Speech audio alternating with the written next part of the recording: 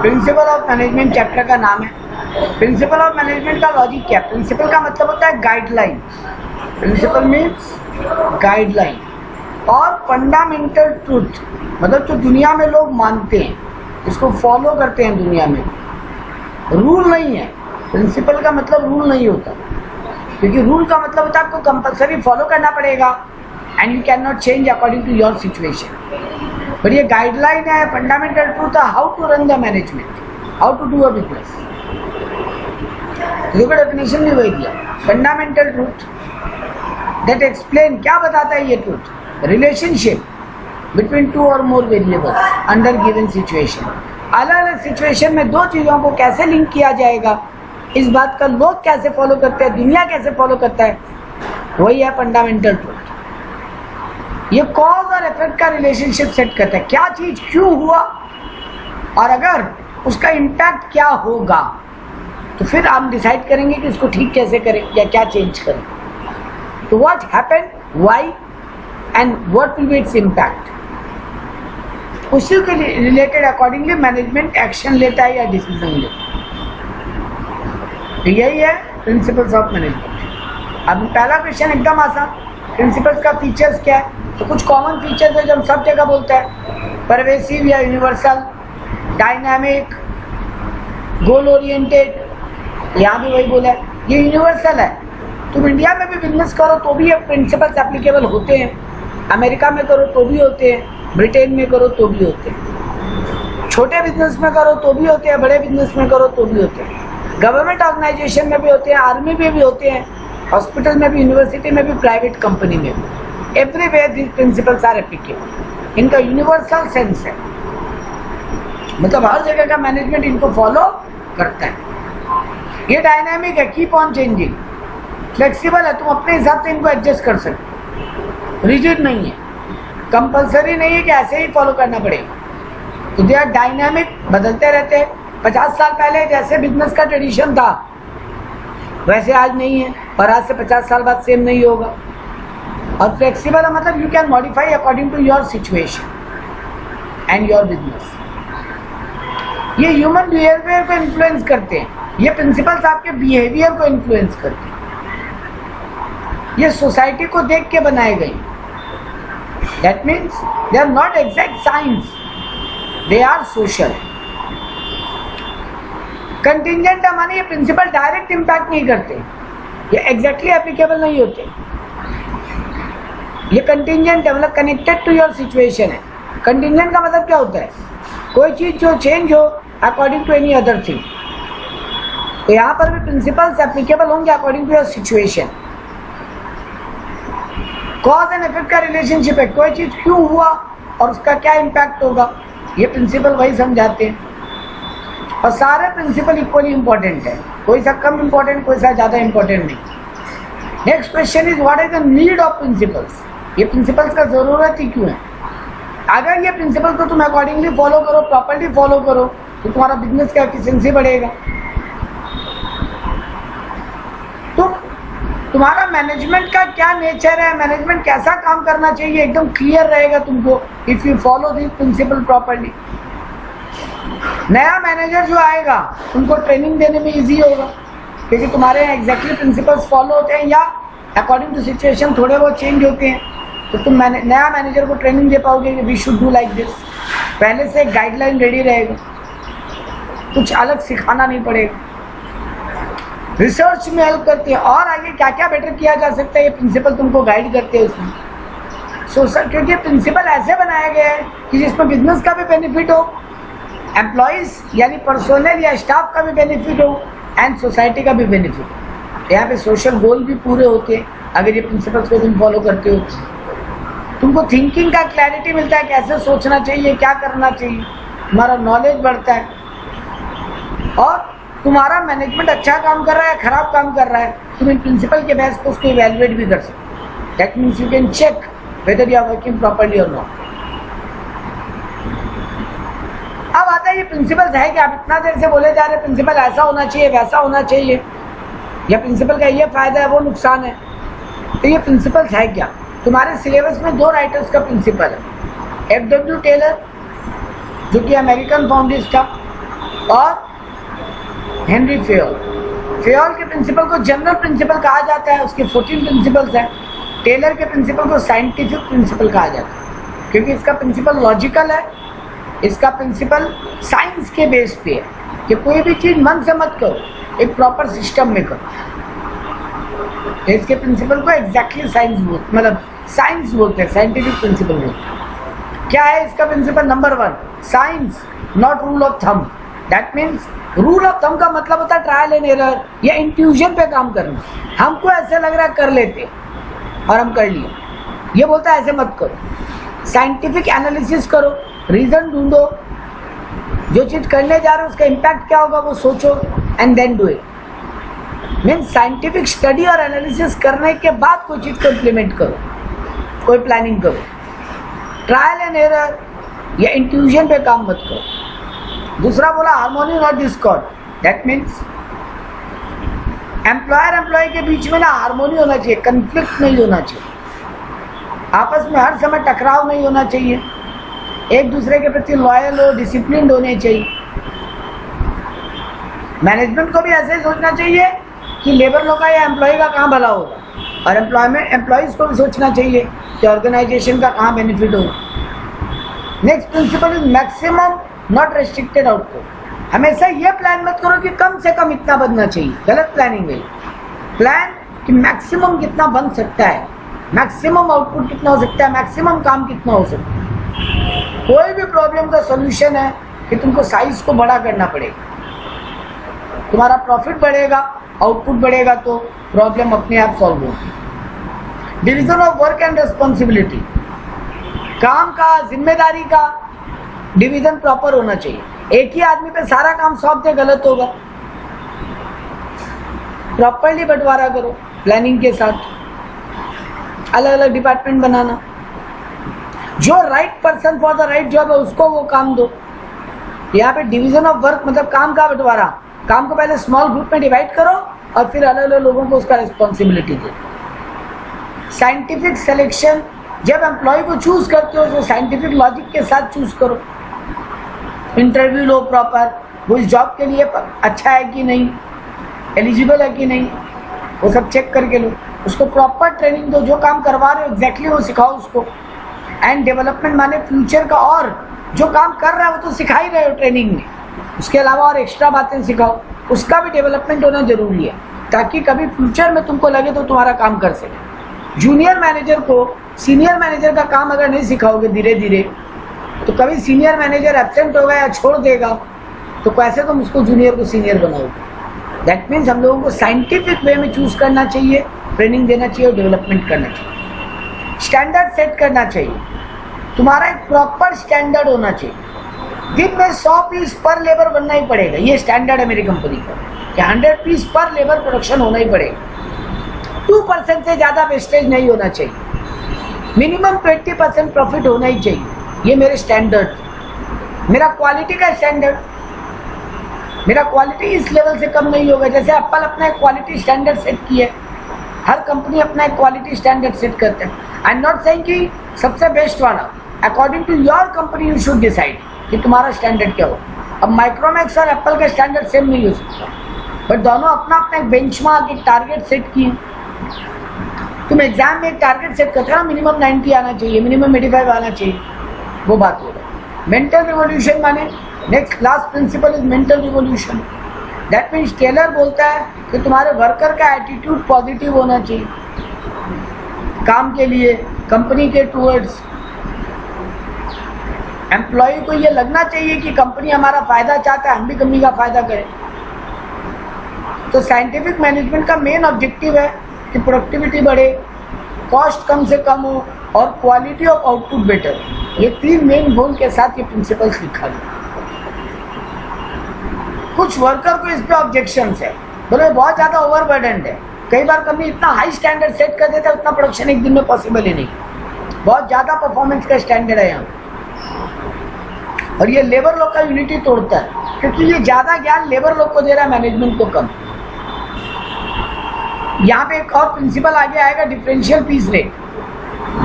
ये भी टेलर का ये प्रिंसिपल है, तुम्हारे बुक में नहीं है बट है।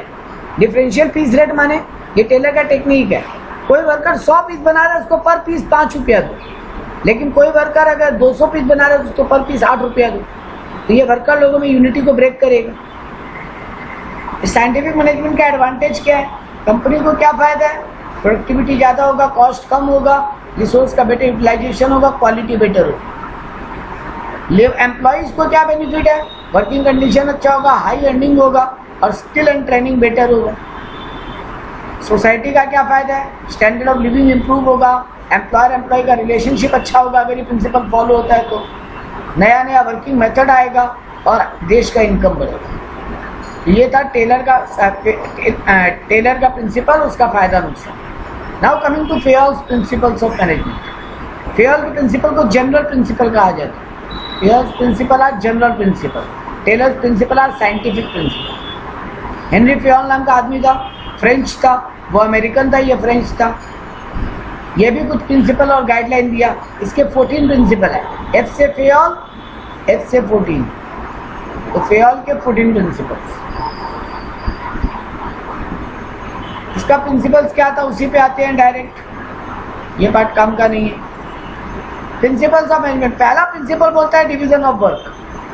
फेयर बोलता है we should break the work into small pieces, अलग अलग टास्क में काम को बांटो, financial activity, marketing activity, production activity, research activity, admin activity, अलग अलग एक्टिविटी में डिवाइड करो काम को, एंड देन अलग अलग पर्सन को काम पे एम्प्लॉय करो, right person for the right job को अप्लाई। ये हो गया डिवीजन ऑफ वर्क। काम का बंटवारा करो और सही आदमी को सही काम दो। अथॉरिटी एंड रिस्पॉन्सिबिलिटी, देखो तुमको सिर्फ जिम्मेदारी दिया बट कोई पावर नहीं दिया, तुम काम नहीं कर पाओ। तुमको सिर्फ पावर दिया और कोई काम ही नहीं दिया, तो पावर देने का क्या फायदा? यहाँ अथॉरिटी का मतलब है डिसीजन मेकिंग पावर, दूसरों से काम करवाने का पावर, दूसरों को ऑर्डर देने का पावर। और रिस्पॉन्सिबिलिटी मतलब duty to complete the work, और दोनों एक साथ होना चाहिए। एक ज्यादा एक कम होने से नहीं चलेगा, एक होने दूसरे नहीं होने से नहीं चलेगा। That is authority and responsibility. Next is discipline. Company को ये ध्यान रखना चाहिए, सुपरवाइजर लेवल पे ये स्पेशली इंपॉर्टेंट है, लोअर लेवल पे, कि वर्कर लोग डिसिप्लिन मेंटेन करे, टाइम से आए, टाइम से जाए, टाइम से छुट्टी ले, प्रॉपर रूल फॉलो करे। सबके लिए क्लियर रूल होने चाहिए, सबके लिए रूल फेयर होने चाहिए, तभी डिसिप्लिन मेंटेन रहेगा। यूनिटी ऑफ कमांड, ऑर्डर एक ही जगह से मिलना चाहिए। मान लो एक कंपनी में 10 वर्कर है और 3 मैनेजर है। एक मैनेजर आके बोला चार्जर बनाओ, दूसरा मैनेजर आके बोला मोबाइल फोन बनाओ, और तीसरा मैनेजर आके बोला हेडफोन बनाओ। वर्कर कंफ्यूज हो जाएगा, कुछ नहीं करेगा। तो तुमको टीम को डिवाइड करना चाहिए और फिर उस टीम को एक ही मैनेजर ऑर्डर पास करेगा। तुम 10 वर्कर के टीम को बना दो अलग अलग। मान लो हम 4-3-3 का 3 टीम बना दिया, 4 वर्कर एक टीम में, 3 एक टीम में, 3 एक टीम में, और एक एक मैनेजर सब टीम के लिए अपॉइंट कर दिया। अब उस टीम को वही मैनेजर ऑर्डर दे। तो employ should get order from one superior only, तभी वो ठीक से काम कर पाएगा और वो एक ही को जाके जवाब देगा, तो उससे ही ऑर्डर लेगा, उसी को अकाउंटेबल होगा। अगर ये प्रिंसिपल वायलेट होगा तो क्या नुकसान होगा?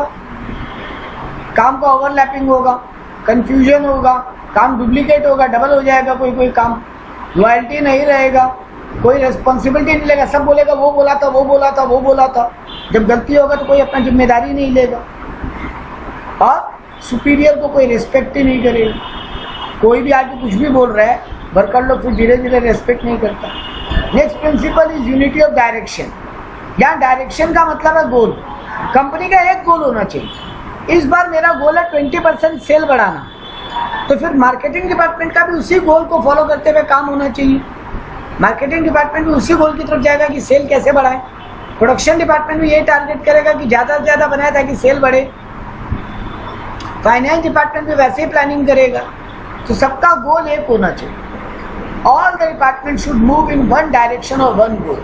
एक प्लान होना चाहिए, उसी प्लान को लेकर सबको एक्शन लेना चाहिए। Next one is subordination of individual interest to general interest. Individual interest मतलब सिर्फ अपना फायदा, और जनरल इंटरेस्ट मतलब ओवरऑल ऑर्गेनाइजेशन का फायदा, कंपनी का फायदा, बिजनेस का फायदा।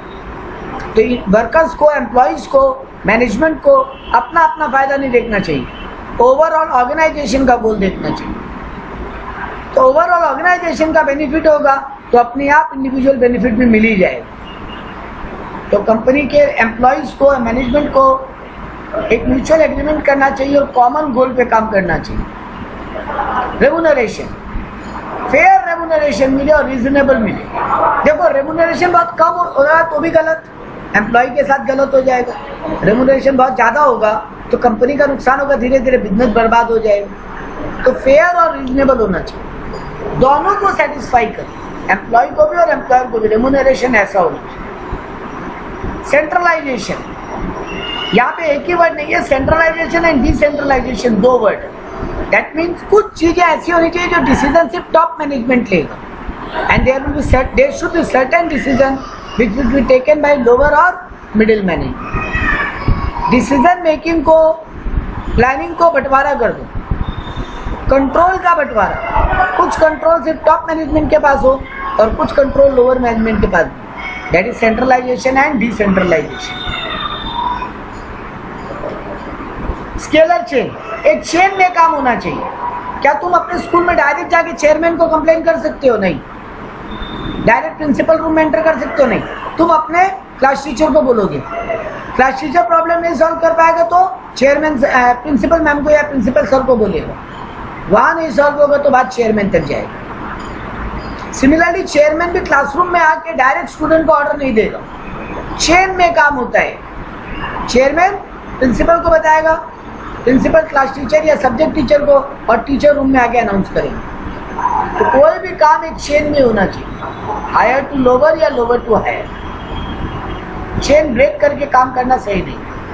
हर क्या बोलते हैं, सबऑर्डिनेट का एक सुपीरियर होगा, वो अपने सुपीरियर को जाके बोलेगा और सुपीरियर ही अपने सबऑर्डिनेट को ऑर्डर पास करेगा। इसको गैंग प्लान भी बोलते हैं। Next one is unity of order. अब बहुत जन कंफ्यूज होते हैं, ऊपर यूनिटी ऑफ कमांड था, वहां भी हम बोला था कि ऑर्डर एक जगह से पास होना चाहिए, और यहाँ भी वर्ड है unity of order. Sir order का मतलब यहाँ पे कुछ और है। यहाँ ऑर्डर का मतलब है everything and every person as a proper place, उसको वहीं पे होना चाहिए। तो every proper place for everything and every person, हर एक चीज का, हर एक आदमी का एक राइट प्लेस है। प्रिंसिपल में उनका राइट प्लेस है प्रिंसिपल रूम, टीचर्स का राइट प्लेस है स्टाफ रूम, और स्टूडेंट का राइट प्लेस है क्लासरूम। स्टूडेंट बैठे हैं स्टाफ रूम में, टीचर बैठा है प्रिंसिपल रूम में, और प्रिंसिपल बैठे हैं क्लासरूम में। सर सब गड़बड़ हो जाएगा, आदमी मिलेगा ही नहीं काम के वक्त ढूंढने पे। जब हम सही आदमी को ढूंढेंगे वो मिलेगा ही नहीं। सिमिलरली एवरीथिंग, रजिस्टर वगैरह, डॉक्यूमेंट वगैरह प्रिंसिपल रूम में होने चाहिए, चौक डस्टर क्लासरूम में, और बुक्स लाइब्रेरी में। तो सबका एक प्रॉपर प्लेस है, उनको वहीं होना चाहिए। अगर ये रूल वायलेट होगा तो कंफ्यूजन होगा, वेस्टेज होगा, फालतू का खर्चा बढ़ेगा, कुछ चीज नहीं मिलेगा, हम लोग नया खरीद के ले आएंगे। इक्विटी माने इक्वालिटी। मैनेजमेंट को ना जस्टिस और काइंडनेस पे काम करना चाहिए, भेदभाव नहीं करना चाहिए, डिस्क्रिमिनेशन नहीं होना चाहिए, नेपोटिज्म नहीं होना चाहिए, फेवरेटिज्म नहीं होना चाहिए। उससे एम्प्लॉय का मोरल और मोटिवेशन डाउन होता है। हम तुमको जानते हैं, तुम्हारे को ज्यादा मतलब इंपॉर्टेंस दे रहे हैं, और एक और पर्सन उसको नहीं जानते, उसको कम इंपॉर्टेंस दे रहे हैं। It is not good. Number 12 principle है स्टेबिलिटी ऑफ टेन्योर। मैनेजमेंट को प्लानिंग ऐसे करना चाहिए कि जो भी एम्प्लॉय जॉब ज्वाइन करे वो लंबा टाइम तक कंपनी में जॉब करे, जल्दी जल्दी जॉब छोड़ के नहीं जाए। लेबर टर्नओवर होना बुरा बात है। तुम एक लेबर को ट्रेनिंग दिया, फिर 1-2 साल में वो काम छोड़ के भाग गया, फिर नया लेबर बुलाओ, नया लेबर को ट्रेनिंग दो, नया स्टाफ बुलाओ, नया स्टाफ को ट्रेनिंग दो। ये कंपनी के लिए बुरा है। कोई भी एम्प्लॉय को जब तुम रखते हो, मैनेजमेंट को ऐसे प्लानिंग करना चाहिए कि लॉन्ग टर्म रहे कंपनी। अगर ये नहीं होगा तो क्या नुकसान होगा? इनसिक्योरिटी का फीलिंग होगा बाकी एम्प्लॉयज में भी। बाकी एम्प्लॉयज को भी लगेगा यहाँ कभी भी निकाल देते हैं, यहाँ से कभी भी एम्प्लॉय छोड़ के भाग जाता है, यहाँ पे अच्छा नहीं हो रहा। एफिशिएंसी कम होगा एम्प्लॉय का, इससे काम में डिस्टर्बेंस होगा। अचानक कोई छोड़ के चला गया, नया आदमी आने में टाइम लगेगा तो दिक्कत हो जाएगा। Last 2 principle, 13 number principle is initiative. Initiative माने कंपनी को ऐसा सिस्टम बनाना चाहिए कि हर लेवल पे एम्प्लॉय को एनकरेज किया जाए कि वो लोग भी आगे आके डिसीजन ले, वो लोग भी काम को खुद से कंप्लीट करें, वेट नहीं करे कि कोई आके बताएगा तब काम करें। Next principle is esprit de corps. Esprit de corps का मतलब होता है team spirit. Unity of strength. Employees में आपस में लड़ाई झगड़ा नहीं होना चाहिए, ग्रुप एफर्ट में काम होना चाहिए। तुम और हम एक टीम में है, तुम नहीं आए तुम्हारा काम हम कर दिए, हम नहीं आए मेरा काम तुम कर दिया, हम तुमको मदद किया तुम मेरे को मदद किया, मेरे साथ कुछ गलत हुआ तुम भी वॉइस उठाया, तुम्हारे साथ कुछ गलत हुआ हम भी वॉइस उठाया। That is esprit de corps. ये था पेयोल का 14 प्रिंसिपल्स। बोला अब ये प्रिंसिपल्स आज के डेट में कितने रेलेवेंट है? तो डिवीजन ऑफ वर्क रेलेवेंट है, क्योंकि काम नहीं होगा जब तक हम काम का प्रॉपर बंटवारा नहीं करेंगे। लेकिन अभी और मॉडिफिकेशन का दरकार है, we need to change it more. Authority responsibility ये आज की डेट में रेलेवेंट है। डिसिप्लिन बिल्कुल रेलेवेंट है, डिसिप्लिन के बिना काम ही नहीं होगा। यूनिटी ऑफ कमांड यूजुअली आजकल फॉलो होता है, लेकिन कई जगह एक ही टीम के अलग अलग हेड होते हैं। आजकल होता है कि एक एम्प्लॉय 2 बॉस को रिपोर्ट करे, क्योंकि आजकल पार्टनरशिप में काम होता है, कंपनी लेवल पे डायरेक्टर बहुत सारे होते हैं। यूनिटी ऑफ डायरेक्शन ये अभी यूजुअली फॉलो होता है कि एक कंपनी का एक ही गोल होता है, बट आजकल मल्टीपल गोल भी होते हैं। हाँ बेटा। सबऑर्डिनेशन ऑफ इंडिविजुअल इंटरेस्ट ये बहुत एसेंशियल है। रेम्यूनरेशन ये भी आज की डेट में बहुत फॉलो होता है। सेंट्रलाइजेशन सेंट्रलाइजेशन एंड डिसेंट्रलाइजेशन भी आज की डेट में फॉलो होता है। स्केलर चेन यूजुअली फॉलो होता है। ये उतना काम का आंसर नहीं है, जस्ट हेडिंग देख सकते हो कौन सा यूजुअली फॉलो होता है कौन सा नहीं। अब एक क्वेश्चन है टेलर और फेयोल के बीच में कंपैरिजन। तो कुछ एक पॉइंट पे they are very similar and कुछ एक पॉइंट पे दे आर वेरी डिफरेंट। तो यहाँ पे difference between Taylor and Fayol भी है। देखो यहाँ पे बोला पर्सपेक्टिव, इसका मेन पर्सपेक्टिव टेलर का है कि लोअर लेवल को क्या करना नहीं करना वो बताएं, जबकि फेयोल बताता है टॉप लेवल को क्या करना और क्या नहीं। ये बहुत साइंटिफिक है, ये नॉर्मल प्रैक्टिस में मतलब जनरल है। इसका मेन फोकस है प्रोडक्टिविटी बढ़ाने पे, इसका मेन फोकस है एफिशिएंसी और एडमिनिस्ट्रेशन को बेटर करने पे। टेलर के प्रिंसिपल को साइंटिफिक ऑब्जर्वेशन है, ये जनरल प्रिंसिपल्स है। इसका नेचर भी है कि ये साइंटिफिक मैनेजमेंट में हेल्प करता है, जबकि ये जनरल थ्योरी है, सबको एग्जैक्टली फॉलो नहीं करना, थोड़ा बहुत बदल सकते हैं। Universality of the management principle, आज की डेट में ये सारे यूनिवर्सल है, तो ये कोई टॉपिक नहीं है पढ़ने की। तो we are done with principles of management. Now we are doing another small chapter banking, chapter number 4 banking latest trend. India का बैंकिंग सिस्टम में रिसेंट टाइम में क्या क्या चेंजेस आए। पहले ट्रेडिशनल बैंकिंग होता था, सारा काम बैंक में जाना पड़ता था, सिर्फ बैंक में नहीं अपना पर्सनल ब्रांच में जाके काम करना पड़ता था, सारा काम फिजिकली होता था। लेकिन recent past last several years में ऐसा बहुत सारा चेंजेस आए हैं। तो क्या क्या लेटेस्ट है, छोटा सा चैप्टर है 10 मिनट का। तो 2 मेन इसमें चेंजेस है। इस टॉपिक में क्या क्या पढ़ने वाले, मेन तो ये 2 टॉपिक पढ़ने वाले, आरटीजीएस एंड एनईएफटी। फिर एक छोटा सा टॉपिक आएगा आईएमपीएस, और ये टॉपिक आप जानते हो ई बैंकिंग क्या होता है। और फिर एक छोटा सा टॉपिक आएगा बैंक ड्राफ्ट। 5 टॉपिक है। आरटीजीएस और एनईएफटी क्या होता है? आरटीजीएस मीन्स और एनईएफटी मीन्स दोनों का काम एक ही है, transfer of payment from one place to another. मान लो मेरा मुंबई में एक पार्टी है, हमको उसको पेमेंट भेजना है, हम उसको चेक भेजे हैं, वो अपने बैंक अकाउंट में डालेगा, फिर उसका बैंक मेरे अकाउंट से पैसा लेके उसके बैंक अकाउंट में डालेगा। इसमें बहुत टाइम लग जाता है और ये फिजिकली बहुत मुश्किल लगता है। तो बैंकिंग सिस्टम में एक नया ट्रेंड आया RTGS NEFT. RTGS means real time gross settlement, NEFT means national electronic fund transfer. दोनों का काम एक ही है। हम अपने बैंक में जाएगा, एक फॉर्म फिलअप करेगा और अपना उस फॉर्म में अपना बैंकिंग डिटेल, मेरा बैंक अकाउंट नंबर, मेरा नाम, मेरा आईएफएससी कोड, ये सब डालेगा।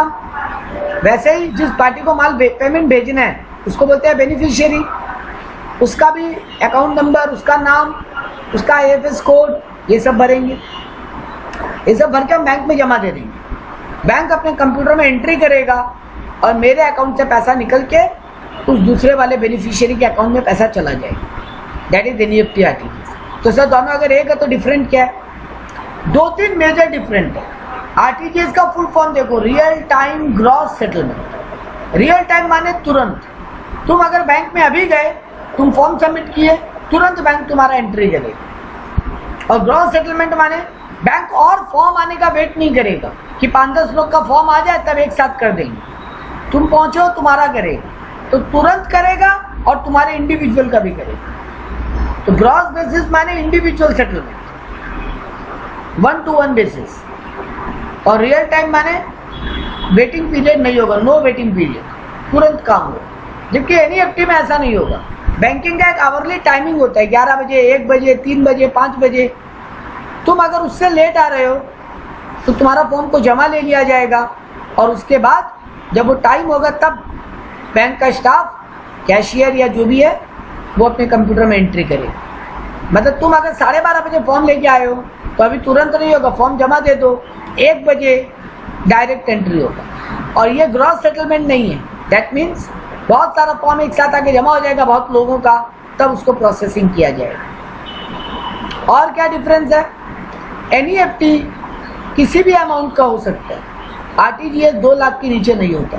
मतलब अगर तुम 1.5 लाख का पेमेंट ट्रांसफर करना चाहते हो और बैंक को बोलोगे मेरा आरटीजीएस कर दो, बैंक बोलेगा नहीं होगा, एनईएफटी हो जाएगा। दूसरा इंपॉर्टेंट अमाउंट का डिफरेंस है, तुम जिस बैंक में तुम्हारा अकाउंट है तुम्हारा आरटीजीएस वहीं से होगा। एनईएफटी किसी भी बैंक से हो सकता है, भले ही मेरा वहाँ अकाउंट नहीं है। लेकिन अगर अकाउंट नहीं है तो 49,999 से ज़्यादा का एनईएफटी नहीं होगा। सेम बैंक है जिसमें तुम्हारा अकाउंट है, तुम वहाँ जाके फंड ट्रांसफर करवा रहे हो, दे विल डू इट, किसी भी अमाउंट का। तो 2 मेन यही फर्क है, बाकी सब कुछ सेम है। एक और बड़ा फर्क है, एनईएफटी कभी कभी एक दिन टाइम ले लेता है, नेक्स्ट डे हो सकता है, आरटीजीएस विदिन 2 आवर हो जाता है। यही मेन फर्क है। आरटीजीएस का सर्विस सुबह 9 से 3 एंड बाकी वीकडेज में, और सैटरडे को 9 to 12। आरटीजीएस का मेन फीचर क्या है? Not available in the all bank branch, सब ब्रांचेज में नहीं होता आरटीजीएस। जो बैंक ब्रांच सीबीएस एनेबल्ड है, सीबीएस एनेबल्ड क्या होता है? सीबीएस है core banking solution.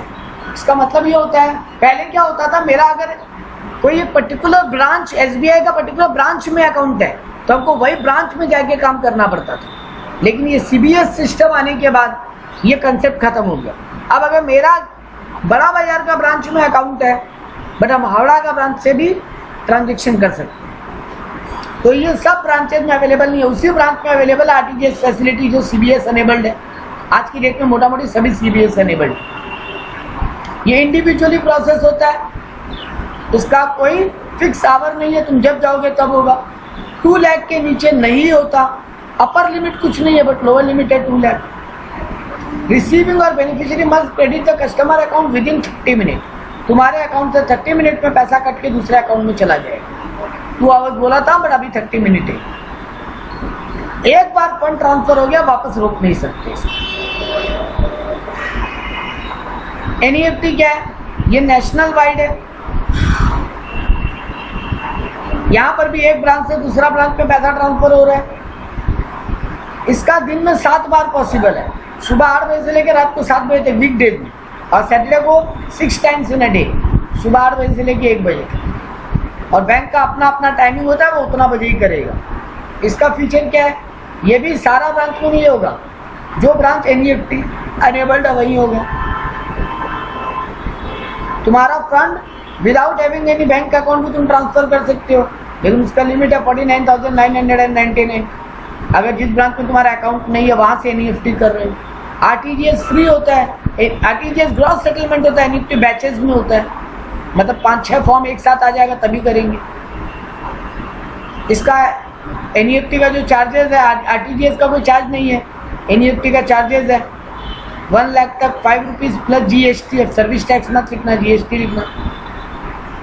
Above 1 lakh up to 2 lakh 15 rupees plus GST, above 2 lakh 25 rupees plus GST.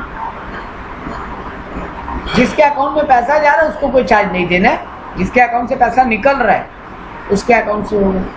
Difference between एक बार रीड कर सकते हो आप। अगला आता है आईएमपीएस। आईएमपीएस क्या है? Immediate payment service, instant money transfer. देखो एनईएफटी आरटीजीएस में टाइम लगता है, आरटीजीएस में 30 मिनट, एनईएफटी में 1 दिन। लेकिन यहाँ इंस्टेंट अगर ट्रांसफर करना है तो आजकल बैंक की फैसिलिटी दी है, तुम अपने मोबाइल ऐप में जाओ या फिर इंटरनेट, अगर लॉगिन है बैंक का तो इंटरनेट लॉगिन करो और अपने इंटरनेट लॉगिन से फंड ट्रांसफर कर दो। उस दूसरे वाले पर्सन का बैंकिंग डिटेल भरो, पेई का बैंकिंग डिटेल भरो और अपने अकाउंट से पैसा भेज दो। ये IMPS का फायदा क्या है सर? ये 24/7 365 है। रात को सर कभी भी कर सकते हैं, दिन में कभी भी कर सकते हैं, छुट्टी के दिन भी कर सकते हैं। तो ये फ्लेक्सिबल है, कभी भी करो। मल्टी प्लेटफॉर्म सपोर्ट, कहीं भी बैठ के करो, मोबाइल से, लैपटॉप से, डेस्कटॉप से।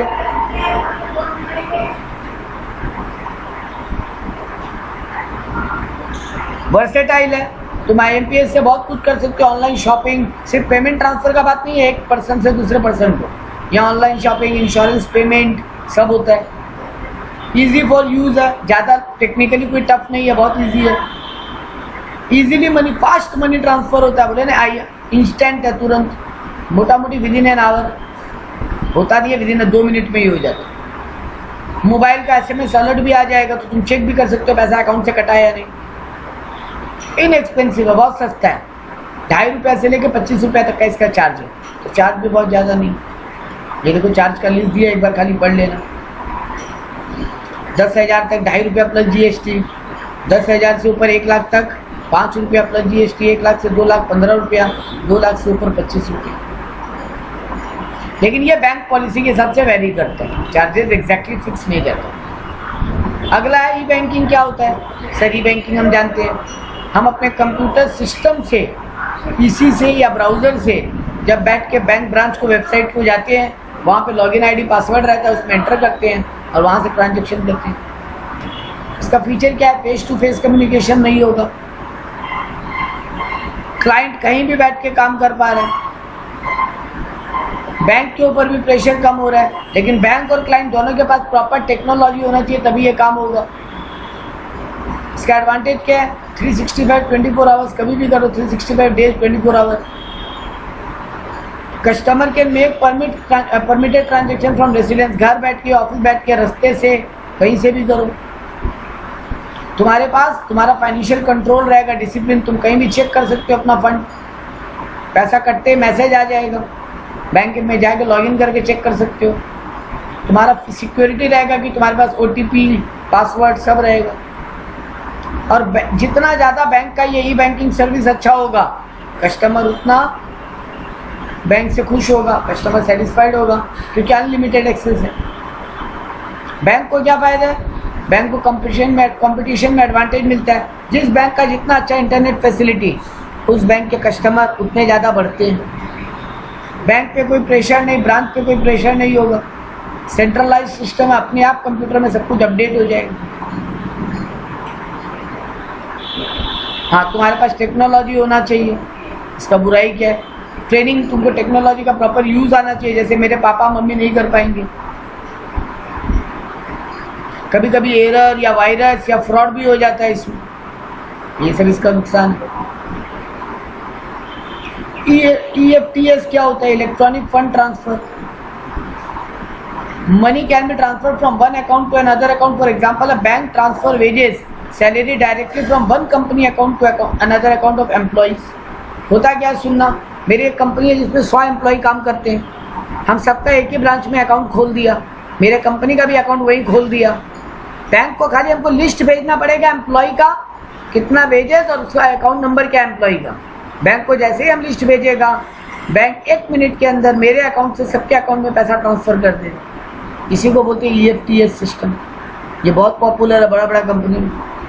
एम्प्लॉय के अकाउंट में डायरेक्टली पैसा क्रेडिट हो जाएगा, तुरंत डायरेक्ट डेबिट हो जाएगा मेरे अकाउंट से पैसा। मतलब बैंक को हम लिस्ट भेजेगा, बैंक तुरंत काम कर देगा, लेट नहीं होगा, कोई ड्यू डेट नहीं होगा, लॉस नहीं होगा। इसका एक्सपेंडिचर भी बहुत ज़्यादा नहीं है, कैश का मिस हैंडलिंग का झमेला ही नहीं, कैश निकालो एम्प्लॉय को दो, और एफर्टलेस है, तुमको कुछ नहीं करना है, खाली एक्सेल से लिस्ट बनाओ, लिस्ट भेज दो, बैंक काम कर देगा। ATM तुम लोग जानते हो, ऑटोमेटिक टेलरिंग मशीन, तो ATM का भी आज की डेट में 24 आवर कहीं भी यूज़ करो। तुम्हारे पास एक पिन रहेगा और एक डेबिट कार्ड रहेगा जिसमें एक चिप लगा रहेगा, तुम जाओगे ATM में, कोई भी ATM से पैसा निकाल सकते हो। हाँ, इसमें एक बात याद रख सकते हो, कि जिस बैंक में तुम्हारा अकाउंट है उसका एटीएम में जाओगे तो भी मंथली 5 ट्रांजेक्शन कर सकते हो, और अगर कोई अदर बैंक के ब्रांच एटीएम में जाओगे, मेरा अकाउंट है SBI में, हम गए एक्सिस बैंक के एटीएम में तो 3 ट्रांजेक्शन तक फ्री है। अपने ब्रांच में 5 ट्रांजेक्शन, अपने एटीएम में, दूसरे एटीएम में 3, उसके बाद चार्जेबल है 20 rupees plus GST। Debit card क्या होता है सर? एक चिप लगा हुआ मेमोरी चिप लगा हुआ एक कार्ड मिलेगा, प्लास्टिक कार्ड, जिसको डेबिट कार्ड बोलते हैं। मेरे अकाउंट में अगर पैसा है तो डेबिट कार्ड से हम किसी को भी फंड, कहीं भी एटीएम से पैसा निकाल सकते हैं, हम कहीं पर भी शॉपिंग कर सकते हैं, कहीं पे भी उसका पेमेंट कर सकते हैं। तो मेरे बैंक अकाउंट में पैसा डिपॉजिट करेंगे हम, मेरे को एक कार्ड मिलेगा जिसमें एक चिप लगा होगा, उस चिप में मेरा एड्रेस, फ़ोन नंबर, सब डिटेल होगा, मेरा अकाउंट नंबर। उस कार्ड को हम कहीं भी यूज़ कर सकते हैं, एटीएम में, कोई जगह पेमेंट करने में। हाँ, मेरे को क्रेडिट फैसिलिटी नहीं मिलेगा, मेरे अकाउंट में पैसा नहीं होगा तो हम कार्ड यूज़ नहीं कर पाएंगे। इस कार्ड का बैंक चार्जेस लेता है ईयरली, बहुत ज़्यादा चार्जेस नहीं है, 100 समथिंग रुपीज़ चार्जेस लेता है। मेरे को कहीं भी कैश कैरी नहीं करना पड़ेगा। क्रेडिट कार्ड और डेबिट कार्ड में एक ही फ़र्क है, सब कुछ सेम है, बस अकाउंट में पैसा नहीं है तब भी हम कार्ड यूज़ कर पाएंगे, दैट इज़ क्रेडिट कार्ड। बाद में हमको 45 डेज़ के अंदर बैंक को पेमेंट करना पड़ेगा। बाकी सब कुछ यहाँ पे सेम है, इसका फीचर भी वही है, खाली एक्स्ट्रा फीचर क्या है कि क्रेडिट कार्ड सबको नहीं मिलता, तुम्हारा रेपुटेशन होना चाहिए तभी तुमको मिलेगा। इसका डिफरेंस बिटवीन एक बार पढ़ सकते हो। टेली बैंकिंग क्या होता है? पहले होता था, आजकल नहीं होता। Under this system personal computer of a customer link to telephone of the bank computer, customer can get information about the balance. तुम बैंक में मिस कॉल मारो, बैंक तुम्हारे को मैसेज भेज देगा तुम्हारा कितना बैलेंस है, होता है ये थोड़ा बहुत। नेक्स्ट बोला कोर बैंकिंग सोल्यूशन, इसका बात हम कर चुके हैं। यूनिक आईडी होगा, तुम किसी भी ब्रांच में जाके डील कर सकते हो, तुमको अपने पर्टिकुलर ब्रांच में जाने का कोई ज़रूरत नहीं। सेंट्रलाइज बैंकिंग सिस्टम होगा, कहीं से भी पैसा विड्रॉ करो, कहीं भी पासबुक अपडेट करो, कहीं पे भी डॉक्यूमेंट जाके बैंक में जमा कर दो।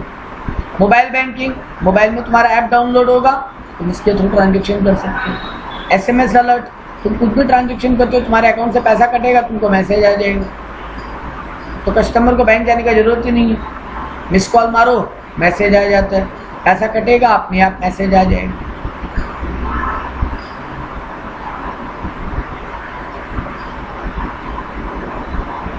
RTGS का ये सब का फ़ायदा क्या है? तो RTGS का फिर मीनिंग बताया, NEFT का मीनिंग बताया, CBS का, ECS का मीनिंग बताया, तुम जानते हो, पढ़ चुके हो। बैंक ड्राफ्ट क्या होता है? आखिरी टॉपिक और 2 मिनट क्लास खत्म। बैंक ड्राफ्ट का मतलब होता है हम चेक से पेमेंट करें तो चेक तो बाउंस होने का डर है, कई एक जगह कैश लेता नहीं है, तो हम क्या करेंगे, ब्रांच में जाएंगे अपने या अदर कोई बैंक में, बैंक को बोलेंगे इतना पैसा हमको पर्टिकुलर पर्सन को ट्रांसफर करना है, बैंक पैसा जमा लेगा और एक चेक जैसा फॉर्मेट का ड्राफ्ट बना के दे देगा। वो ड्राफ्ट जाके हम उस पर्सन को दे दें, वो अपने बैंकर को देगा, उसका बैंकर मेरे उस बैंक से जहाँ से हम ड्राफ्ट बनवाए हैं वहाँ से पैसा लेके उस पर्सन के अकाउंट में डाल देंगे। एक एग्जांपल समझो, मेरा CA इंस्टीट्यूट में हमको रजिस्टर करना है, हम गए, इंस्टीट्यूट बोला कैश पेमेंट लेंगे नहीं, चेक पेमेंट लेंगे नहीं, मेरे पास ऑनलाइन ट्रांसफ़र का प्रोसेस नहीं है मान लो, हम बोला तो कैसे पेमेंट करें? इंस्टीट्यूट बोला एक काम करो, बैंक ड्राफ्ट बना के ले। मान लो हम SBI का कोई एक ब्रांच में गया, कोई भी बैंक का एक ब्रांच में गया, वहाँ जाके हम बोला ये लो 15,000 रुपया हमको ड्राफ्ट बना के दे दो, वो लोग 15,000 रुपया लेगा, वहाँ पे ICAI लिख देगा, institute chartered accountant of India, जिसको पैसा जाना है, मेरा डिटेल लिख देगा और एक चेक जैसा फॉर्मेट में ड्राफ्ट बना के दे देगा। वो ड्राफ्ट जाके हम CA इंस्टीट्यूट में जमा कर देंगे, CA इंस्टीट्यूट अपने बैंक को दे देगा, मान लो उसका एक्सिस बैंक में अकाउंट है, वो एक्सिस बैंक को दे देगा, एक्सिस बैंक जहाँ से हम ड्राफ्ट बनाए थे वो SBI का ब्रांच, वहाँ से फंड लेके CA इंस्टीट्यूट के अकाउंट में डाल देगा। तो ये बहुत कन्वीनियंट है, पैसा सेफ है, बाउंस होने का कोई डर नहीं। या अगर हम डिफरेंट स्टेट में या सिटी में करें तो बैंक ड्राफ्ट बोला जाता है, और सेम स्टेट में अगर करें या सेम सिटी में करें तो उसको बोलते हैं पे ऑर्डर, उसको बोलते हैं पे ऑर्डर। तो bank draft is a financial instrument used to remit the money from one place to another. Bank थोड़ा सा चार्जेस लेगा इसका, अपना कमीशन, और मेरे को ड्राफ्ट बना के देगा। तो मनी सेफ है, थोड़ा बहुत बैंक को भी कमाई हो रहा है और ये डिसऑनर का कोई डेंजर नहीं है। ये था NEFT RTGS chapter. We have completed 2 chapter, principle of management chapter 6 and banking trends chapter 4।